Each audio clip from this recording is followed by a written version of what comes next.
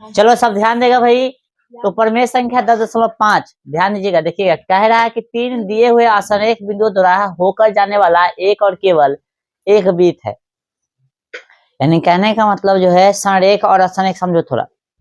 जैसे एक लाइन है ना, एक ही लाइन पर जो है, ठीक ना, समझ में आ रहा है। दो से अधिक बिंदु है, एक ही लाइन पर 2 से अधिक बिंदु है, तो वो हो गया संरेख या संरेखी।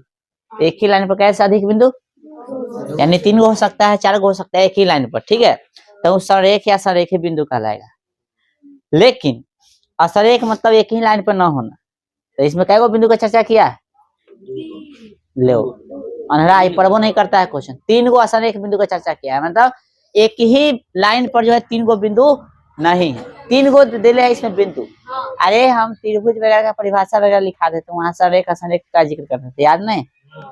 3 असंरेख बिंदुओं को मिलाने से जो आकृति बनती है उसे त्रिभुज कहते हैं, ध्यान नहीं? अच्छा 3 गो इसमें असंरेख बिंदु दिले है, कह रहा है कि तीनों असंरेख बिंदु से, ठीक ना, होकर जाने वाला जो है, बोला है ना, दिए हुए 3 असंरेख बिंदुओं द्वारा होकर जाने वाला एक और केवल एक ही वृत्त है। 3 गो असंरेखी से केवल एक के को वृत्त बनेगा, ऐसा हमको साबित करना है। कै गो असंरेख बिंदु से? 3 गो। 3 गो असंरेख बिंदु से सिर्फ एक और केवल एक ही वृत्त बनेगा, ऐसा हमको साबित करना। तो लिख दिया है, दिया है ए बी सी, 3 का दिया असंरेख बिंदु है। देखो यहाँ पे एगो ई है, एगो ई है और एगो ए बी सी, 3 गो असंरेख बिंदु है, ठीक ना। तो सिद्ध करना है कि ए बी और कथी सी बिंदुओं से एक और केवल एक ही वृत्त खींचा जा सकता है, ठीक ना। तो रेखाखंड ए बी, इसको फिर मिला दिए हम लोग, इसको मिला दे, ठीक। तो रेखाखंड ए बी तथा बी सी खींचा, ठीक ना। रचना में क्या किया, मिला दिया, तो हो गया ना रेखाखंड भाई। ए बी तथा बी सी का लंब समद्विभाजक क्रमशः डीपी तथा ईक्यू खींचा, और वे दोनों लंब समद्विभाजक बिंदु ओ पर मिलते हैं। ओ से ए बी, ठीक ना, तथा सी को मिलाया। समझिए पूरा बात समझो। फिर लंब समद्विभाजक, तो याद करो हम कुछ दिन पहले आप सबको रचना सिखाए थे। अब बोले थे कोई लाइन को कैसे बांटना है, तो लाइन को बांटने के लिए बताए थे हम कि आधा से ज्यादा लेना, आधा से ज्यादा लेगा तो ऐसा खींचोगे, इस तरह से खींचोगे, फिर ऐसे खींचोगे यहाँ से रख के, फिर यहाँ से, और इसको मिला दो। यहाँ लंब भी यही हो गया, ठीक है, ये कैसे हो गया। हाँ, तो इसी तरह से हम लोग यहाँ पे कथी खींचे, यहाँ पे ए बी का और बी सी का कथी खींचे, लंब समद्विभाजक खींचे, यानी इसको बांटे भी और लंब भी हो गया। तो इसको बांटे ऐसे, देखो यहाँ पे ये लाइन है, ऐसे काटा होगा, ऐसे, फिर यहाँ से ऐसे, और फिर यहाँ से ऐसे, ये काटा, इसको मिला दिए, ये लंब भी हो गया। फिर इस तरह से भी इसको भी ऐसे ही किए, ठीक ना, यहाँ से इधर नहीं दिएगा, ठीक है, ऐसे, फिर यहाँ से ऐसे, और ठीक है, तो ये भी बट गया और लंब भी हो गया। और दोनों कहाँ पे मिला, तो ओ पर मिला, ठीक है, दोनों लंब समद्विभाजक कहाँ मिला, ओ पर मिला, ठीक ना। और ओ से, कहां से, ओ से ए बी और कथी सी को मिलाया। ओ से कथी किया हम लोग, देखो यार, इसको मिलाया ए को, फिर सी को, बी भी दल है का, ओ से कहने गया, ओ से ए बी तथा सी को मिलाया। अच्छा सी को मिलाया है ना, ओ से किसको मिलाया है, सी को। ओ से देखो गौर से, यहाँ पे ए है ना, नीचे सी, बी और कथी सी को मिलाया, ठीक है। चलो लाइट आ गया, हाँ, ठीक है। फिर तीनों को मिला दिया, लेकिन गौर से देखिए तो ये बी को मिलाने से कोई फायदा हो रहा है, हाँ? चलो रहने दो, देखते हैं आगे ना, ठीक है, तीनों को मिला दिए, ओके। चलिए अब आगे देखिएगा कि चूंकि ओ जो है ए बी की कथी है, लंब समद्विभाजक डीपी पर स्थित है। ओ जो है, ओ जो है ए बी के, ओ जो है गौर से देखिए, ओ ए बी के, ये भी है ना भाई, ए बी के लंब समद्विभाजक कथी पर स्थित है, ओ पर स्थित है, ठीक है। तो कह सकते हैं कि ई जो है इतना बराबर जो है, देखो यहाँ पे ओ ए बराबर ओ बी होगा, ओ ए बराबर कथी ओ बी, ठीक है, मिलाया था ना, काम आ गया। ओ ए बराबर कथी, ओ ए बराबर ओ बी, ठीक है। और ऐसे भी देखो गौर से, तो तुमको त्रिज्या नजर आ जाएगा, लेकिन अभी त्रिज्या है ऐसा हमने साबित नहीं किया है। तो ओ ए बराबर कथी हो गया, ओ बी, ओ बराबर कथी हो गया, ओ बी। कैसे हुआ था देख लो, ओ जो है ए बी के लंब समद्विभाजक डीपी पर स्थित है, ओ जो है ए बी के लंब समद्विभाजक कथी डीपी पर स्थित है, इसलिए यहाँ से डिस्टेंस और यहाँ से डिस्टेंस कथी होगा, दोनों सेम होगा। समीकरण कितना हो गया, 1। फिर ओ जो है बीसी के लंब समद्विभाजक क्यूई पर स्थित है। ओ जो है, फिर गौर से देखो तो बीसी के लंब समद्विभाजक क्यू पर स्थित है, यानी क्यू ई दिख रहा है, तो यानी कह सकते हैं फिर हाई वाला और हाई वाला भी कथी होगा, बराबर होगा। नहीं कहते भाई ई ले सकते थे, चाहे ई ले लो, तो ले लेते कथी ओ भी बराबर कथी ओ सी, ओ भी बराबर समीकरण कितना 2। और गौर से देखो तो ओ भी बराबर कथी है, ओ भी है समीकरण 1 में, इसमें ओ भी बराबर कथी है ओ सी, यानी तीनों ही बराबर हो गया। चलिए तो लिख दिए समीकरण 1 तथा कैसे 2 से ई ई ई बराबर कथी आर मान लिए, ये तीनों बराबर है, तीनों के बराबर कथी मान लिए। और ऐसे भी दिखने से नजर नहीं आ रहा है कि हई हई हई त्रिज्या है, वृत्त के त्रिज्या नजर आ रहा है ना, तो हमने यहाँ त्रिज्या ही मान लिया।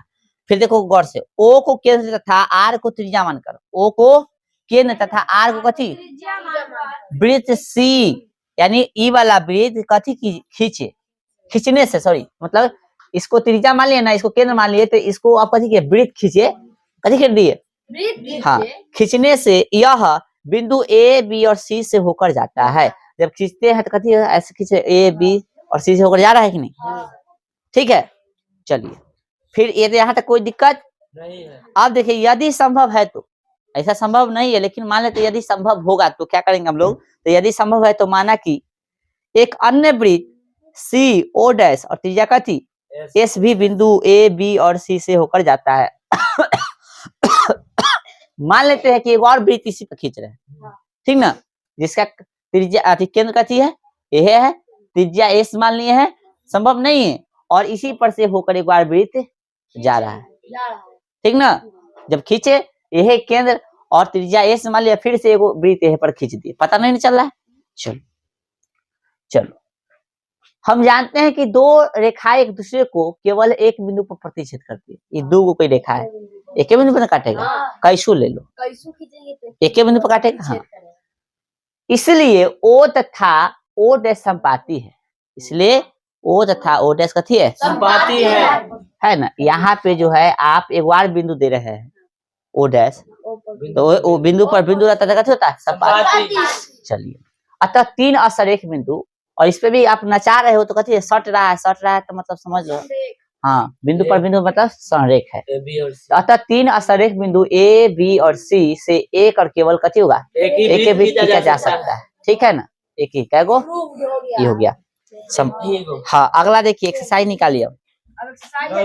3 हाँ 10 कितना 3 निकालो।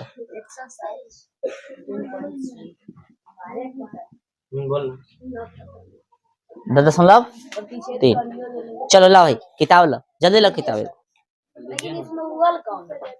यदि खींचा है कि तो तू सब पढ़ेगा कथी, सब ये पढ़ ले, जल्दी लो। किताब है नीचे रख ले, लीजिए ना सर किताब यहाँ पे है। चलिए देखिएगा, ए बाद में उतरना, चल अभी से लेट अभी तक उतरते थे, बाद में उतर लीजिए, पढ़ो भाई। चलो क्वेश्चन कह रहा है देखो, वृत्तों के कई जोड़े खींचिए, ठीक ना, एगो मतलब जोड़ा ही होता है वो है ना, तो कोई एगो पढ़ो ना। वृत्तों के कई जोड़े खींचिए, और प्रत्येक जोड़े में कितने बिंदु उभयनिष्ठ है, उभयनिष्ठ बिंदु की अधिकतम संख्या क्या है। यानी हम लोग को अलग अलग जोड़ा लेके देखना है, ठीक ना, जोड़ा लेके देखना है अलग अलग, और उसमें देखना है कि काटने वाला बिंदु उभयनिष्ठ मतलब कॉमन वाला, यानी काटने वाला बिंदु अधिक से अधिक क्या हो सकता है। चलो तो देखो यहाँ पे 1 नंबर में देखो, एक का एगो वृत्त ई लिए, एगो ई लिए, एगो ई है। इसमें गौर से देखो उभयनिष्ठ बिंदुओं की संख्या कितना हो गया, उभयनिष्ठ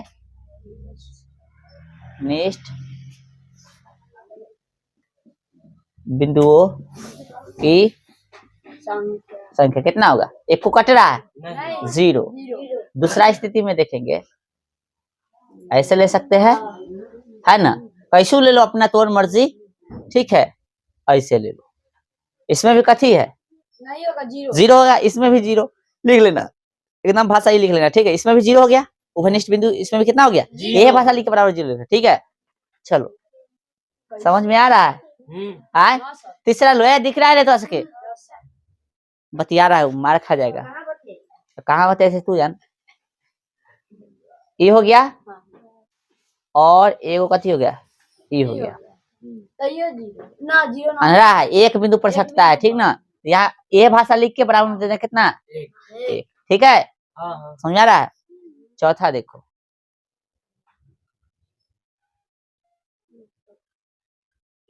इसमें भी क्या होगा, एक, ठीक है।